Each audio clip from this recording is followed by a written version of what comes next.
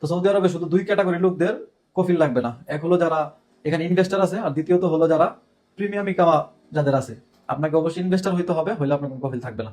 তো গত কিছুদিন যাবত আমাদের কাছে প্রচুর ফোন এবং প্রচুর মেসেজ আসতেছে এরকম যে সৌদি আরবে কি আসলে কফিল যে সিস্টেম আছে ওইটা কি বাদ হয়ে গেছে কিনা। তো সবাই বলতেছে, কোন টিকটকে না কোথায় এক ভিডিও ভাইরাল হয়েছে যে ওই ভিডিওতে বলছে সৌদি আরবে 2026 সাল থেকে আর কোনো কফিল থাকবে না।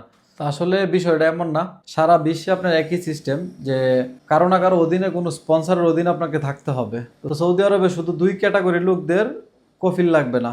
এক হলো যারা এখানে ইনভেস্টার আছে, আর দ্বিতীয়ত হলো যারা প্রিমিয়াম ইকামা যাদের আছে। যাদের প্রিমিয়াম ইকামা আছে তাদের কফিল লাগবে না, আর যাদের ইনভেস্টার লাইসেন্স আছে এখানে তাদের কফিল লাগবে না। তাদের স্পন্সর তারা নিজেই। আর যারা এমনিতে জেনারেল লেবার আছে বা অন্য যারা আছে, নর্মালি যারা আছে, তাদের কোনো না কোনো স্পন্সর লাগবে, হয়তো কোনো ইনভেস্টারের অধীনে অথবা কোনো সৌদির অধীনে থাকতে হবে। তো এটা শুধু সৌদি আরবের সিস্টেম না, সারা বিশ্বের দুবাই হোক বা ইউরোপ আমেরিকা হোক, সারা বিশ্বের একই সিস্টেম। কারো না কারোর অধীনে আপনাকে থাকতে হবে, কোনো স্পন্সরের অধীনে আপনাকে থাকতে হবে। তো সৌদি আরবে আপনার হয়তো আপনার কফিলের অধীনে আপনাকে থাকতে হবে অথবা কোনো কোম্পানির অধীনে থাকতে হবে। এখন কোম্পানি বাংলাদেশি কোম্পানি হোক বা সৌদিয়ান কোম্পানি হোক, যে কোনো কোম্পানির অধীনে আপনাকে থাকতে হবে।